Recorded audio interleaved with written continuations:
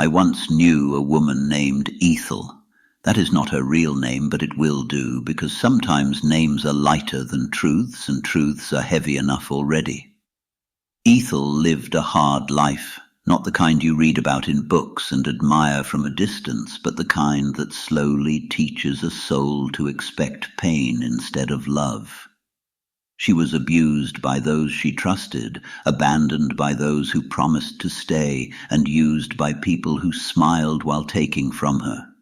Still, she raised her children. Still, she survived. Still, she gave, even when there was nothing left to give. But something happened along the way that many do not understand.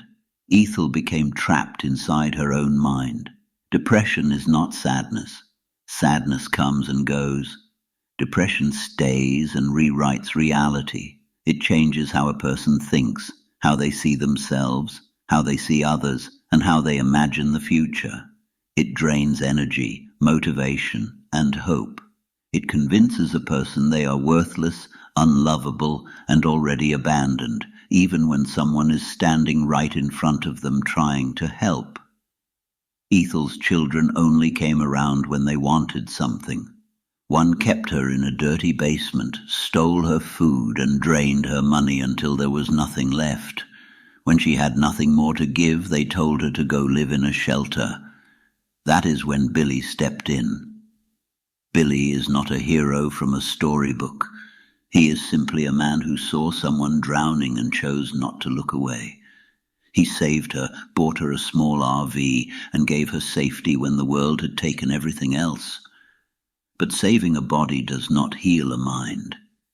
Ethel carries deep depression, the kind that comes and goes in waves. One day she dreams of making money, big plans, fast plans, desperate plans. This is not greed, this is fear. Depression often swings between hopelessness and fantasy because the mind is trying to escape pain.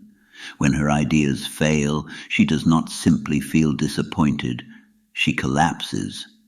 To her, failure confirms every cruel lie her mind has been whispering all along.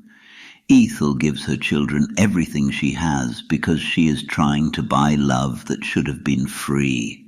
Somewhere deep inside, she remembers how her own sister threw their mother into a nursing home and took everything.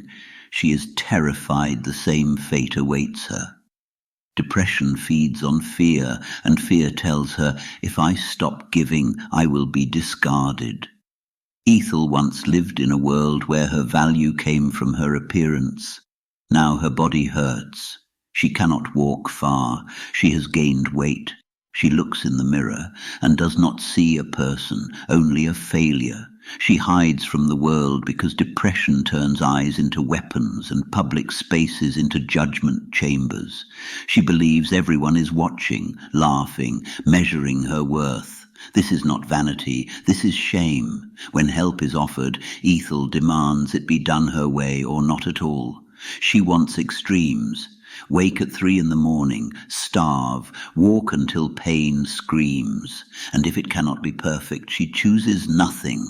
This is another lie depression tells, that slow progress is pointless and only extremes are worthy. So she swings between control and collapse, discipline and despair. And this is where I speak now to those listening. People often abandon those with depression not because they are cruel, but because they are exhausted. Loving someone who is mentally ill is heavy. It feels thankless. It feels like pouring water into a cracked vessel. But understand this, depression does not make someone evil. It makes them scared. It makes them rigid. It makes them cling, push away, demand and retreat, often all at once. Ethel is not broken. She is wounded, and wounds that are never allowed to heal begin to rot the mind. Healing does not come from extremes. It comes from patience, consistency, boundaries, and truth. Love does not mean giving everything. Sometimes love means saying no.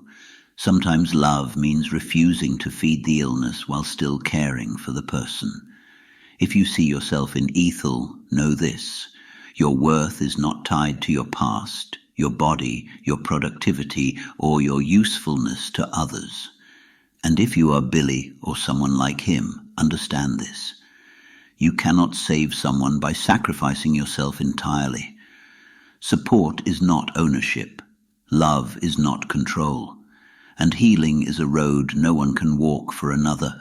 Depression lies, but lies lose power when spoken into the light, and that, my friends, is why this story is told.